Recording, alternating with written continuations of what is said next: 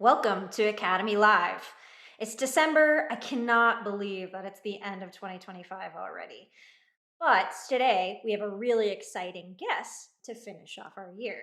Leadership is really close to my heart, one of my favorite topics. And today we have Tyler Vallario, and he's going to be talking a little bit about how we can create impactful learning solutions for our leaders and bring up the next generation. He's worked with a ton of individuals, a ton of teams at Pax8, has a wealth of information. And I am so excited to hear some of the insights he has to say about how in the new year we can look to building some new leadership in our own companies and teams. So without further ado, let's bring on Tyler and everyone else. Hey, Chris and Rex. Howdy. So, Tyler, welcome to the show. So happy to have you. I'd like you to take just a minute or two and give us your humble brag. Tell us about yourself. Why are you here today? Thanks, Rex. I'm a senior learning facilitator and advisor here at Pax8, and that's a very long-winded way to say that I build and deliver leadership and team development programs, mixed in with a little bit of one-on-one coaching, really focusing on those skills that were more or less classified as soft skills before: communication, feedback, developing others, and really just making sure everyone understands how to do those to the best of their abilities. That's crazy to think. When I came to Pax8 about 4.5 years ago, we were around 800 employees. I think we're knocking on the door at 2,000 now. That's just some amazing growth. And the fact that Pax8's been able to keep up with the leadership demands, it kind of blows my mind. So, testament to the work you're doing. Um, I wanted to tell a little story. When I heard you were coming on, I wanted to get your take on something. So my own history, right, in the 80s, I started as a tech. In the early 90s, got put in a service manager role, kind of fumbled through it. And in 2004, I got put in that peer group, and that's why peer groups are so important to me. With Academy, is how much it helped me grow as a manager and a leader. Um, and I was with Oli for 19 years, and then 15 years later, after I left, I was back at their 40th anniversary company party, and Oli was telling the genesis story of the company, and I caught his eye, and he said, "Oh yeah," and then I promoted my best tech to service manager.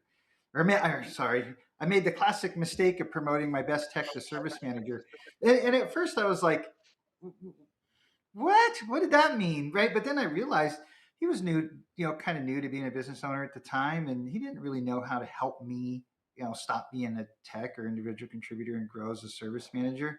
Do you have any thoughts or any stories to go along with that? Yeah, this is actually a very common thing that we see with new leaders who were the subject matter expert as that individual contributor, right? And because of that, they get promoted up to manager. And I was actually coaching an individual who was an engineer who was that subject matter expert. Their manager left, so they naturally took over the role, and they were really struggling with their replacement. That person that came into the team and took over their role, and they said, "I feel like I just need to put them on a pip. They're not really doing their job. They're always trying to solve problems and look for new ways of doing things. And they're not doing what I'm asking them." So I sat back and said, "Okay, well, when you were in that role, what made you successful?" And they said, "Well, I was always finding new ways to do things, how to do things better, how to improve those processes." I said, "Okay, and how did your manager feel about that?" "Oh, they hated it. They couldn't stand it. They just wanted me to stay on task and do my job." I was like, "Okay, and what's happening now?" And that light bulb went off where they realized that they were doing the same thing that their manager did to them that caused that rift in that relationship. So it's really just taking that moment to understand that as an IC, what made you successful there isn't necessarily going to make you successful as a leader. So there has to be that change in behaviors, that change in idea of what success looks like to enable you to become a better leader while you're still that subject matter expert. Yeah, I see this all the time in our partners. Sometimes they grow to 10, 11, 12 employees, and they're just stuck. It's been years and their revenue hasn't changed. And I talked to him about, well, are you developing leadership? Who's in line to be the next leader here? And they kind of look around and they're like, well, nobody. And one of the pieces of coaching I give is, hey, every 4 or 5 service hires you make, you got to look for somebody that has some leadership potential in them, maybe you're not ready to hire a service manager yet, but you got to start building and developing that potential. And I find they often are looking not necessarily for tech skills, but more soft skills. So, kind of what are some of the soft skills that somebody should be looking for in their team, to somebody they might want to move into a leadership role? I think one of the big ones is, can they galvanize people? Can they get everyone behind an idea, even if it's unpopular? Because as a leader, you're going to have to make unpopular decisions. You are ultimately the one who's going to decide what success looks like. So, can you get people behind an idea and really drive them towards it? Another one's being open. Are these leaders open to hear feedback? Are they going to sit down with those tech experts, with the subject matter experts, and say, hey, what do you think we should do? What can make this better? I think it was some leader somewhere once said it doesn't make sense to hire smart people and tell them what to do. It makes sense to hire smart people so they can tell us what to do. I read that somewhere once, I think. You didn't make that one up, huh? No. Yeah, and so sometimes in that position, the best move is to find somebody internally to promote, but other times the best move is to look outside the organization. Any thoughts on, you know, what's better, hiring from inside or promoting from inside, or hiring outside? I think that's a tricky one, and it really depended on your needs. If you're standing up something that's brand new, something that the organization's never really done before, it might be good to look outside for those fresh perspectives, for those new ideas to come in. But if it's something where you really want to continue on and you really just want to build those strengths that you already have, then finding that person inside who really knows the ins and outs of the business might be I'm a little going there bit now. better as well. Yeah, that totally makes sense. Then my last question has to do with AI, and like what, as a leader or somebody trying to develop leaders in an organization, like what is this meaning? I know we're all trying to figure it out, but what are your thoughts? I always like to say in AI courses that we run that AI is a tool like any other. And if you know how to use a tool correctly, it can be incredibly useful. But if you use it incorrectly, it's probably going to cause more harm than good. So being able to go in there and understand as a leader how to leverage AI to save time, to make things a little bit quicker for you. That way you can spend more time doing what really matters as a leader, developing your people, working with your people. Yeah, and I've also found it helps a lot with communication. Like if I'm upset, I can write something and say, "Hey, can you soften this up for me a little bit?" Doing things like that Mhm. definitely I think help. Um, I'm gonna yield my time and pass it over to Chris. What do you got, Chris? Well, Tyler, again, thanks for being here. I want to kind of get in a little bit about your background, and I kind of want to put a question to you about you have background in the Marines as a part of your career path, professional development, and I kind of want to curious to hear how did that experience in the Marines shape some of your perceptions, experience, and passion around leadership for you?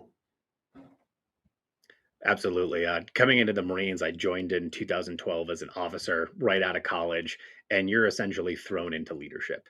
You start off with a platoon or a section of about 20 to 60 people, and that can be a lot for someone coming in. So you really have to understand what is going to make you successful really quickly. And that comes down to relying on your people, building trust with your people, making sure your people trust you to get to that next level, whatever that's going to be. And I really gravitated towards that at my first unit, building out different training programs, really making sure that everybody was coming together and really solidifying the unit. And because of that, I was selected to go to Paris Island, which is where they train 50% of all the recruits, all the Eastern Seaboard recruits go to Paris Island, and you're just training 24/7, everything from tactical skills to technical skills to really that solid team cohesion. And it was there that I even went to the water survival school and I took that over on Paris Island, where we trained everybody in water survival from that 18-year-old recruit who's never seen a pool before in their life, all the way up to water survival instructor. And through all of this, there was a lot of differences in how you needed to approach training, how you needed to approach operations. But the one thing that remained the same was, how do you build a strong team? How do you build trust on your team? How do you really get everyone behind a single idea? to make sure you're all driving towards the same thing. Yeah. And I mean, just the way you got to experience that and play it out and develop your own skills. I love how you incorporate training and learning as a big part of it. I think we sometimes just think of leadership is about a personality or a strong, you know, deed driven person, and that's not really the case. I love the way you tie that in. So back to some of your learning, you know, is there any experiences that you observed, you know, maybe about somebody else's career path uh, that you saw that really illustrated some of your learning about what leadership was or some of the expectations? Yeah, I think one really big one comes to mind was the importance of coaching, and that when you're a leader, you're not just changing skills, you're also changing behaviors. One of my last sections I led, I had a team of 22. I was a captain, and we had team leads on the team. And when one team lead left, another one would come in. And we had this young woman who really wanted to be a team lead. However, my second in command didn't think she could do it, not because her skills weren't there, simply because she was a woman. And it would have been very easy for me to say, well, I'm the captain, I'm in charge, she's going to be the team lead. But that wouldn't have done anyone any good. It would have created a rift in trust between me and my second in command. The entire team wouldn't trust her as a team lead because they think I would have been playing favoritism to give her that role. So instead, I asked my second in command, how do we select team leads? I said, well, there's no process. We just kind of pick anyone who we think is ready. I went, okay, what does someone need to do in order to demonstrate they could be a team lead? And he listed out probably 5 or 6 different items. I said, if she can do those 6 items, would you say that she could be a team lead? He went, yeah, if she could do these 6 things, she can be a team lead. So then I pulled her aside and had another coaching moment and said, you have the opportunity to do 2 things. One, prove to every single person on this team that you are the qualified individual for this role. And two, help create a process so that the next time this happens and we're picking a team lead, it's not arbitrary and that we know exactly how to look for the right person. And she went in and crushed it, just absolutely destroyed it, did all the things that she needed to do, and proved to every single person there that she was ready. And when we pulled her in to actually make her the team lead, we asked, do you feel ready? And she went, yes, but this is not an all encompassing list. You need to do these other things, these other skills, these other actions that really encompass the role of a team lead. And we expanded that entire process. So she got to create the process. The second in command had that behavior change, understanding that you should look for someone's skills and character, not just someone's gender when assigning a specific role. And it was a beneficial coaching moment for everyone on the team and a little bit of a learning moment for myself, too. I think that's I think that's one of the most powerful stories I've heard.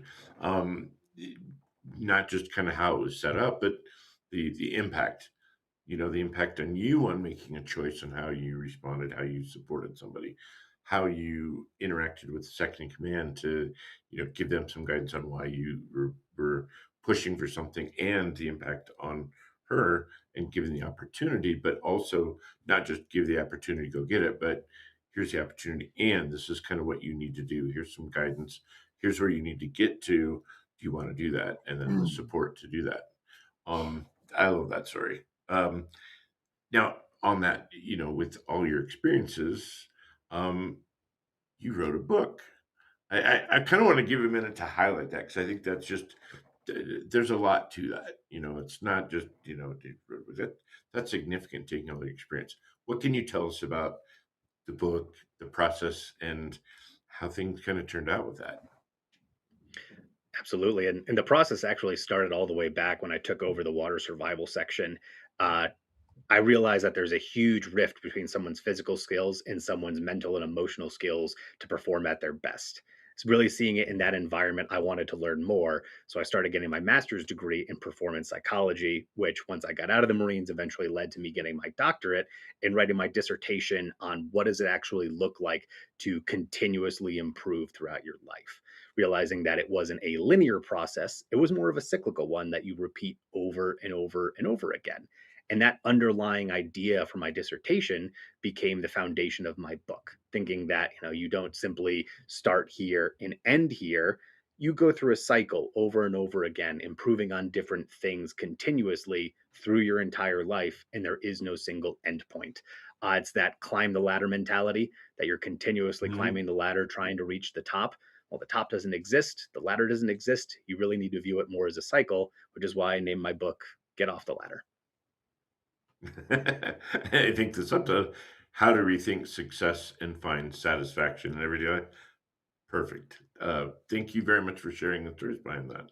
Amanda, I kind of want to give you an opportunity to ask some questions that you had. Yeah. First of all, I love that concept. I think it's so important. We actually worked together on a course at one point about psychological safety and some of these things. And I think everything you talked about developing the right environment, developing the right circumstances for leadership to emerge is also incredibly important. So, kind of following on from some of the things you're talking about with Rex and some of the things you're talking about with Chris, I'm curious. You have the right person in front of you. You've determined they have some potential for leadership.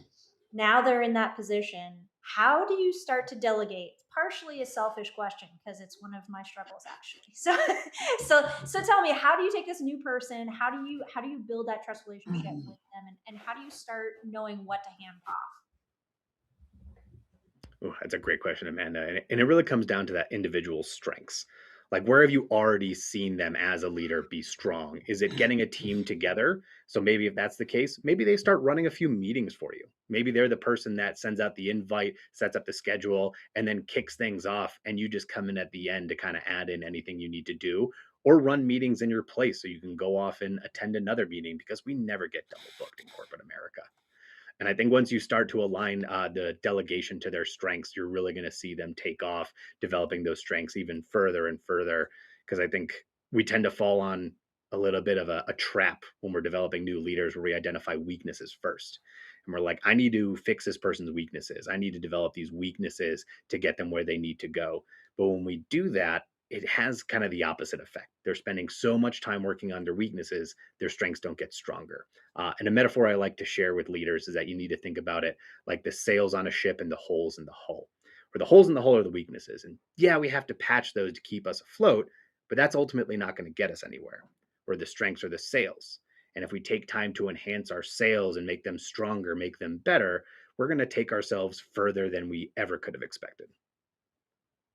Yeah, I love that. You get in the trap of the micromanagement side of things, the like you said earlier, the wanting it done the way you want it done and holding your hands on everything and keeping that white knuckle grip. But there's also this other side as well, which is sort of that, oh, I trust them. They can do it. I'm not going to worry about it or check in with them. That sort of almost abandonment, right? So, how do we kind of keep ourselves from overcorrecting in the opposite direction as well? What kind of tools should we put into place to make sure that we are keeping that tether going, making sure they have their life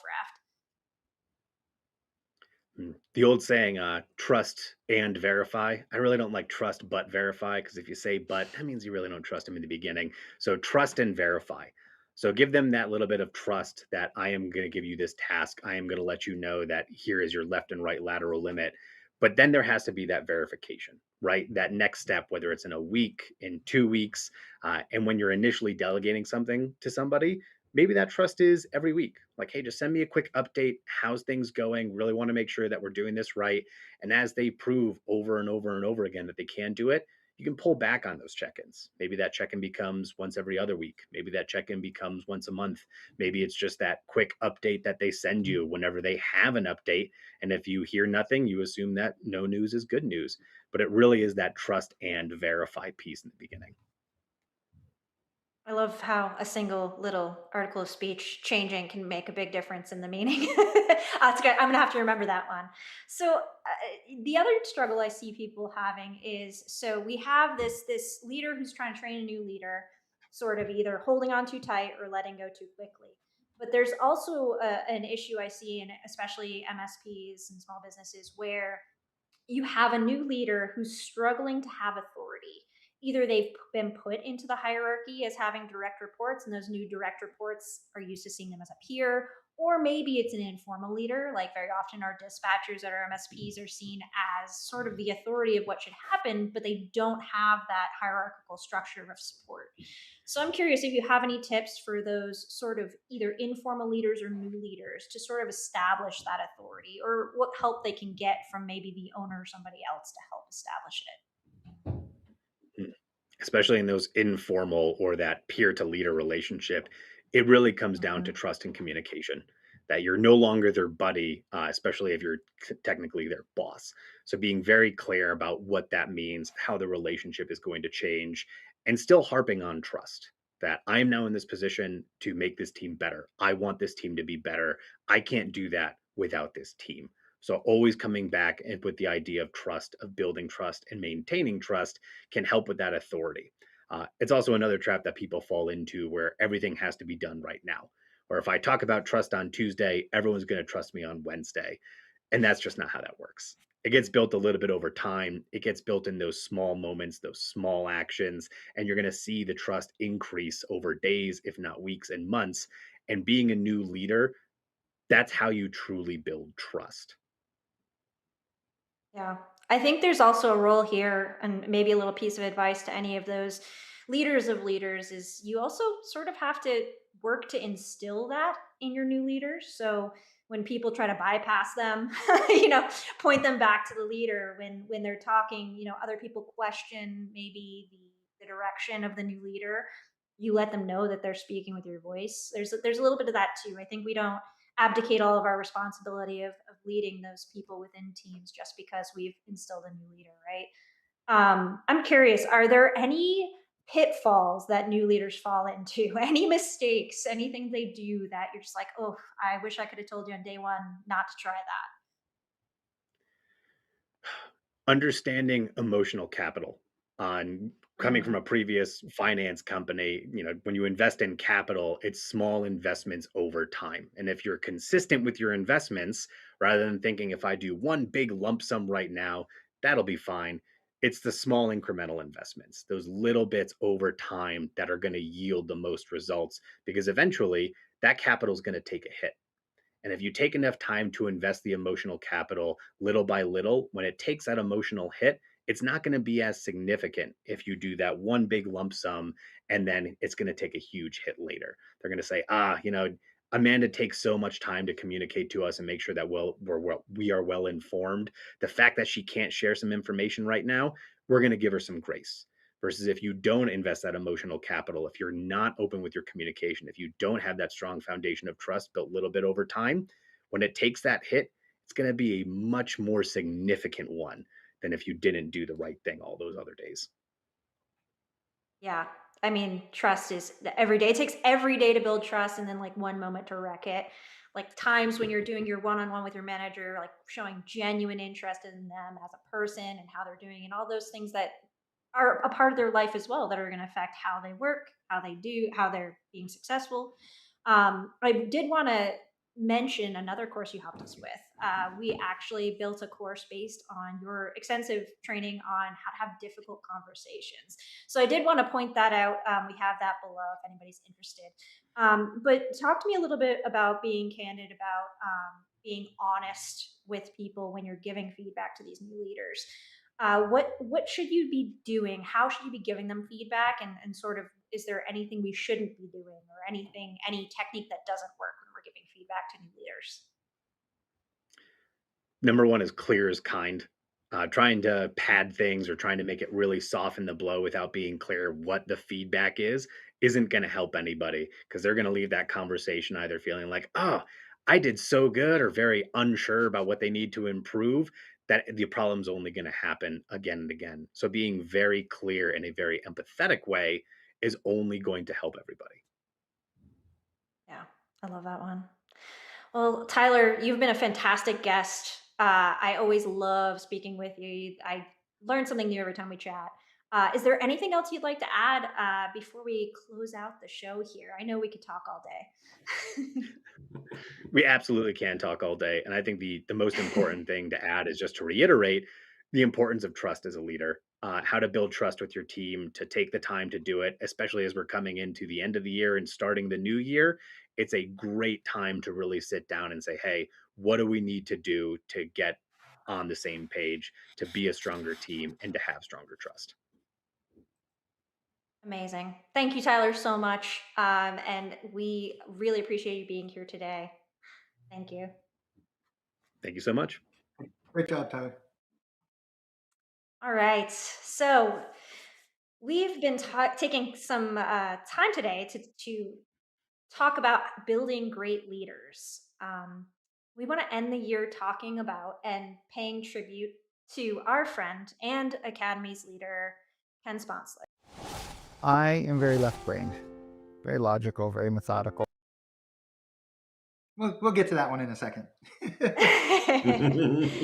So, Ken was my mentor for around a decade, and his deep legacy is the people he developed and supported and helped transform. He was one of the people who could transform people into great leaders in their own right. It's a very special skill, and I could never say enough about the deep impact he's had on my life, the lives of countless colleagues, our friends, mentees, and I am just very thankful to have had him in my life and as such a good friend. Um, and yeah, passing it over Rex, some thoughts about Ken. I met Ken in 2004 when Oli put me in that service executives peer group. And we held, he really set a bar for me to chase and try to emulate as far as his leadership capabilities, as well as, in a peer group, you lay it out on all out on the line. Everything's up for discussion. It's the group you can talk to. It's the group you trust. And Ken personified that for me. And then in 2010, I started Sea Level, which, by the way, this is our 15th anniversary this week, so pretty excited about that. But it was 1 year in. I was presenting at IT Nation, Operationalize Your Operations, and Ken was in the room, and that was when I said to him, I said, "Hey, Ken, you should check out this coaching thing." And the hook I said was, "I haven't taken a server down emergency call in over a year." Him and Megan came out to visit me right after that, and he took a massive risk. Right, he left a good job to come work with me and get Sea Level off the ground and get it going. And he was my pick to lead Academy as I stepped into more the enablement role, having Academy and ProServe. Just the guy that makes things happen. He's there for you every time you need him. He's going to be missed. Kaiser, do you have any memories? So, yeah. Uh, so I had the opportunity to kind of work with him probably about 10 years. And I remember when we first met, the capacity was that I was running an MSP, that I had built and started and was doing peer groups. And he came in as a subject matter expert at Sea Level to kind of present, operationalizing operations and present. And I learned a lot from him. But I also remember the conversations. It was kind of, I got this. I'll figure it out. I don't need to, thanks for everything you've done. And I remember just his patience and him helping me flip a switch. He's really responsible for me kind of flipping a switch and understanding how to invest in my business, how to look at things from a cost to an investment, how to focus and prioritize. And all these lessons that he's taught me over the years. And the best thing about that was, I think, kind of like the ninja thing, where it's just kind of this subtle, it's kind of like after the fact, like, oh, Ken taught me that. Or, oh, I remember this is something Ken said a year ago, and now I understand that, and just building in that process, building a friendship with him as I learned from him as a mentor, as, somebody that I reported to, someone that I respected.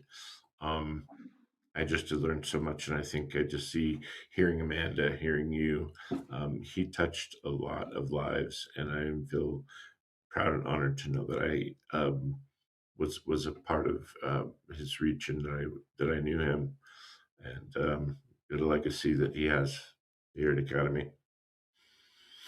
Yeah. Okay, so we have a video now, right? I mean, yeah. So it's interesting. Chris and I were both coached by Ken, and it shows. He takes people and makes them believe that they can do more than they thought they ever could. I would not be where I am. I don't think any of us would be where we are if we hadn't had him in our lives. And I will be forever grateful to have known him as a leader, a mentor, and a friend. So with Well that, said. let's cue up that video. I am very left-brained, very logical, very methodical. Cut out the fluff, just get the information on the paper. And that first year, I was working on a lot of documentation, and they were all in black and white. And I remember once you started coaching clients, I think you couldn't stand that. And I remember opening up a document on the fly with a partner, and there's color in it. And I was like, what is this? And then, like, how much effort you took the initiative to put color in our documents. And I don't know if you remember, but I started calling you the Wizard of Oz and bringing color to our world. You know, it may sound trivial, but it's a memory that has stuck with me. And thank you for changing the way we think about that.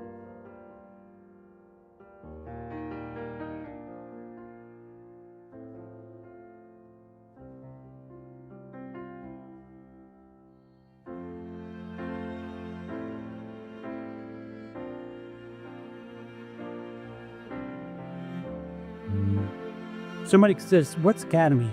No, I'm going to keep him there for an hour and talk to you because Academy is awesome. Thank you so much for being here. Really appreciate all that you contribute to Academy, and just people in your lives. I've known you a long time. Just the people that you touch and impact in a positive way. I appreciate you sharing your wisdom and some of your time today. So thanks for being here.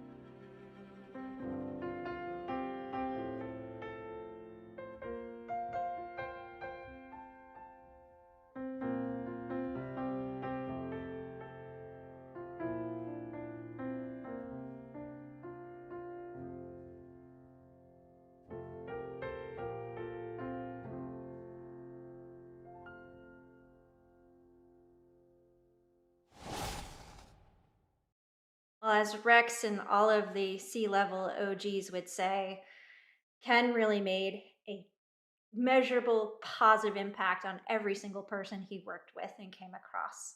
We are so thankful for him. Well, on that note, thank you for watching.